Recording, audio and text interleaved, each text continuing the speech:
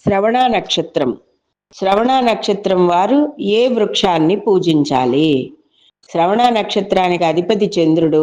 4 పాదాలు కూడా మకర రాశిలోనే ఉన్నాయి. రాశ్యాధిపతి శని. ఈ నక్షత్రం మనుష్య గణము. అధివృక్షం ఈ నక్షత్రానికి రావి చెట్టు. ఇక రావి వృక్షాల్లో ప్రశస్యాన్ని భగవంతుడే గీతలో చెప్పడం జరిగింది. తానే శ్రీ మహావిష్ణువే రావి వృక్షాన్నని కూడా చెప్పడం జరిగింది.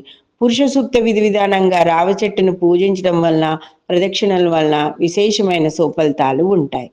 రావి చెట్టు గురించి అనేక విషయాలు ఇంతకు ముందు కూడా మనం అనేక నక్షత్రాల విషయంలోనూ వృక్షాల విషయంలోనూ కూడా చెప్పుకోవడం జరిగింది. అంతేకాకుండా శ్రవణ నక్షత్రం అధిపతి చంద్రుడికి అత్యంత ప్రీతికరమైనది మోదుగ. అలాగే రాస్యాధిపతికి శనికి ప్రీతికరమైనది జమ్మి. మొత్తం మీద రావి, మోదుగ, జమ్మి, తులసి, మారేడు, నేరేడు వృక్షారాధన విశేష సుఫలితాలు ఇస్తాయి. ఈ రాశివారు నేరేడు పళ్ళ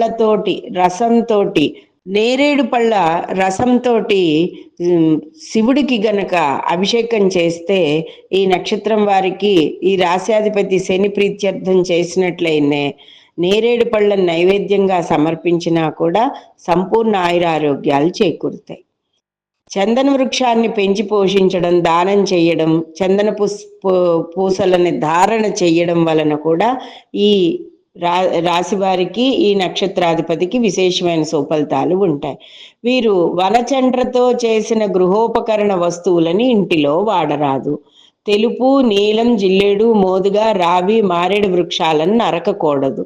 చంద్రుడు జాతకరీత్యా దోషకారకుడు అయినట్లయితే పాల చెట్టు వేరుని తెల్లదారంతో సోమవారం నాడు ధరించడం, మారేడు దళాలతో సోమవారం నాడు శివునికి, జమ్మి పత్రాలతో శనికి శనివారం పూజ చేస్తే సకల దోషాలు నివారణమవుతాయి.